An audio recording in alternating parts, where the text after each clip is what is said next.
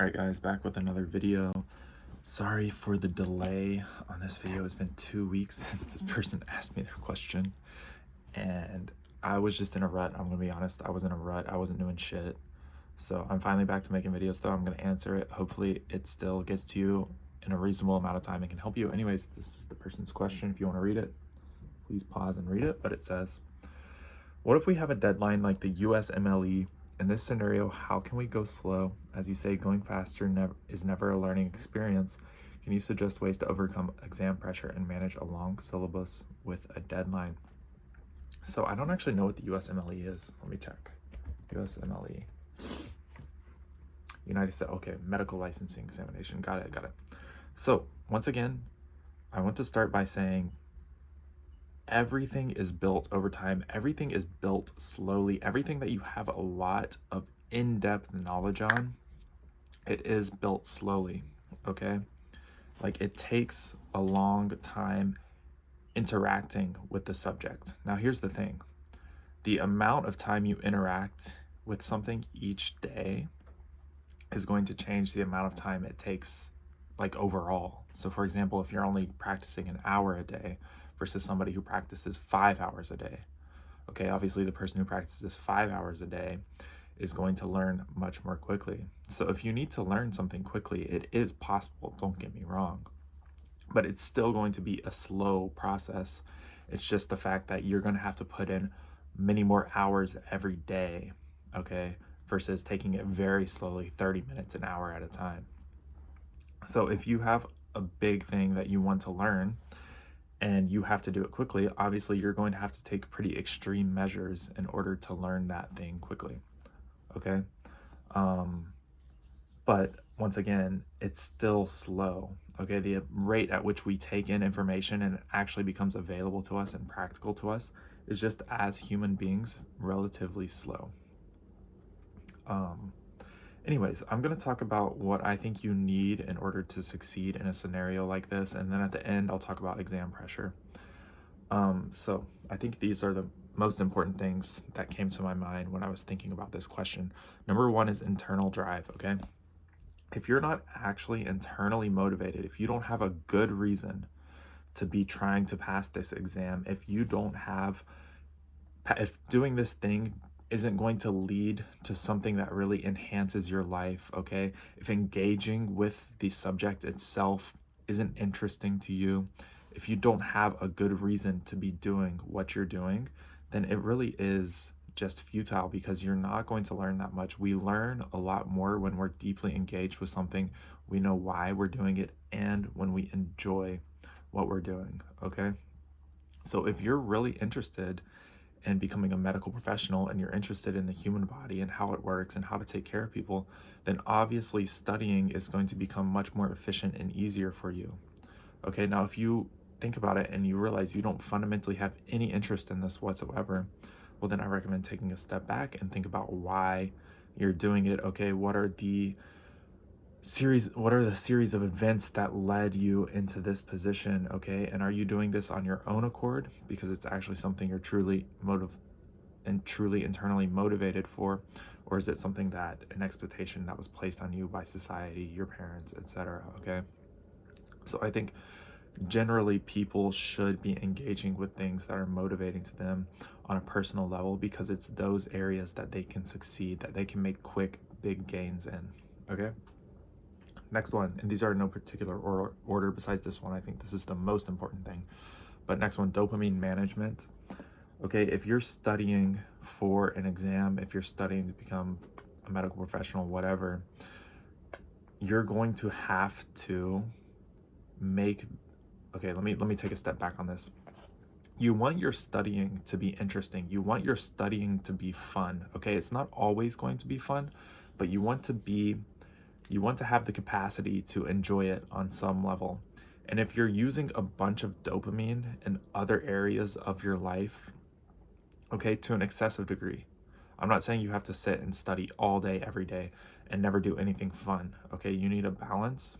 But if you're using your dopamine to an excessive degree, whether it's nicotine, okay, watching dirty videos, or playing video games, or smoking weed, whatever it is, you're doing.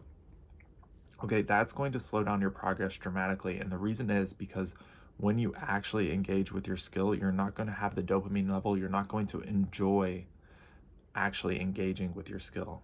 Okay, if what you're trying to learn, this exam, is the top priority in your life, then try to cut down the amount of dopamine you're spending on other things and try to focus it towards that. Okay, make that into something that's very enjoyable for you, and that'll give you the persistence to keep moving forward because you're actually enjoying it and you're not so wired up from other things to where you have no energy for doing this. Also, I recommend engaging with whatever it is you're trying to do, your main objective in your life, whatever you're trying to move for, earlier in the day, and then save those other more highly dopaminergic activities, if you're going to engage in them, for later in the day. Because if you blow, this is going to sound sexual, but if you blow your load too early, okay, you're not going to be able to recover for that nighttime, and the amount of studying, the amount of effectiveness you're going to get out of your study is going to be pretty dramatically reduced if you're engaging with highly dopaminergic activities before. Next up, you need patience. Okay, I know you have to go quick, right? You need to go quick, but just remember, sometimes we just need to understand that it's going to take time, okay? So you can't just study something and expect to remember it all the next day, right? Just because you saw a flashcard on it once, right? You need to be repeating the material, engaging with the material over and over again, okay? Trying to recall the material as well. I don't do a ton of active recall, but I have seen studies that active recall, so writing down what you learned that day in your own words, can be really helpful. For me, I never found it too effective, but there are studies, I think, that back that. So if you want to try that, that's definitely good. But the main thing is patience, okay? Be willing to engage with information over and over. Be willing to take your time on bits of information, okay? Put a little bit of energy, a little bit of energy, a little bit of energy over and over and over again into different pieces of information, okay? And can continue to engage with the information in its entirety. You can use AI tools as well. For example, like, what was it? Notepad LM. I've been using that a little bit or Notebook LM. I can't remember what it is, but I've been using that a little bit to listen to podcasts in Japanese and things. So you can plug different websites into that. You can plug things into that and use it to generate podcasts about whatever you're studying. So then, instead of always having to sit down and focus on what you're doing, you could create like a podcast that you could listen to while you're making breakfast or while you're riding in your car or on the train, things like that. So have patience, engage with the material over and over and over again, okay? And think about different strategies and ways you can continue engaging in that material even without having to sit down and just specifically study. Okay, once again, I'm going to mention time spent. So the sheer amount of time you spend engaged in your skill, whatever it is you're trying to learn, is going to directly reflect how much you actually improve.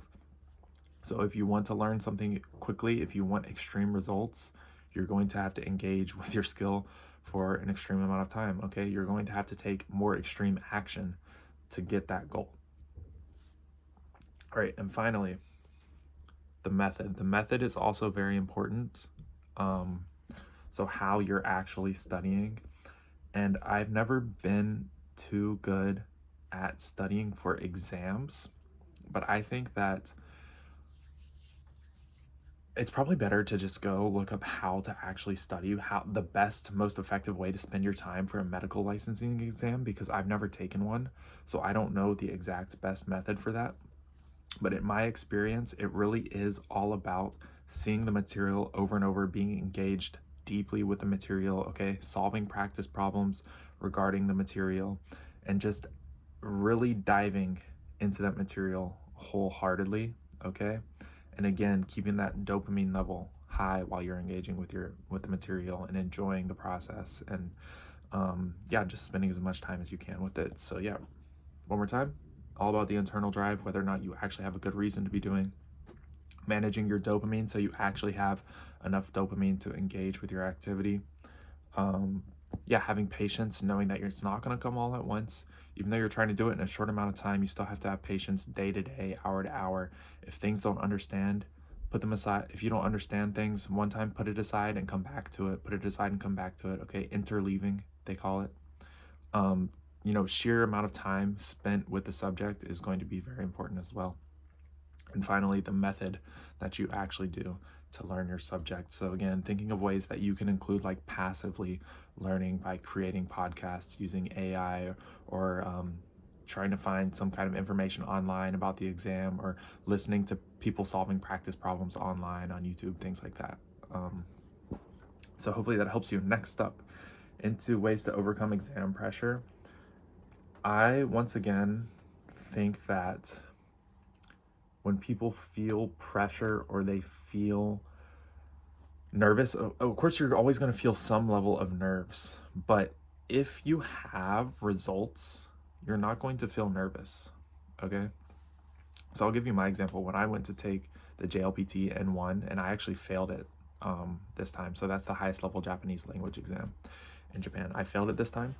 I wasn't necessarily nervous, but I just knew like I didn't have an amazing chance of passing it, because I just didn't feel that confident going in. And it's not because of like some psychological issue. It's just because when I went and solved practice problems, I wasn't able to get them 100%, right? So if you want to overcome exam pressure, go and actually learn all the material and know the material well enough to where when you see practice problems or you try practice exams regarding this, they're easy and you can get almost 100% of the problems correct. Okay, if you get to that level, you're not going to feel nervous at all going into the exam. You might feel a little nervous, but I promise you, if you actually know everything on a fundamental level strongly, then even if you're nervous, you're still going to pass the exam. You're still going to be able to do it because the problems will feel so simple to you. Okay, that's when you've actually gotten a fundamental level of understanding on something. When you've actually gotten to the core of something is when any problem that comes up is relatively simple and easy to solve. And the problem is people feel nervous because they're not actually 100% confident in what they're doing. But if you really have your method down, you have your reason, you do everything correctly, you have patience, you spend a ton of time on the material, you practice a ton, then that exam pressure is going to be very easy to overcome. And again, managing a long syllabus, again, it's all about pacing yourself, all about engaging with the material in the right way, in an enjoyable way, okay, managing your dopamine, etc., etc. So I think it all ties back into these things. Anyways, I'm really sorry that this video took 2 weeks to make, so I'm sure you're in the thick of your studying, but hopefully by watching this video, it can give you an idea on how I would go about doing it, and maybe this is a method that could work for you as well. So I'm going to try to get this video out as quickly as possible. Thank you so much for the comment, guys. If anyone else has a comment or something they're interested in learning, please let me know, and yeah, I'll make a video specifically for you. Have a great day. Thank you so much.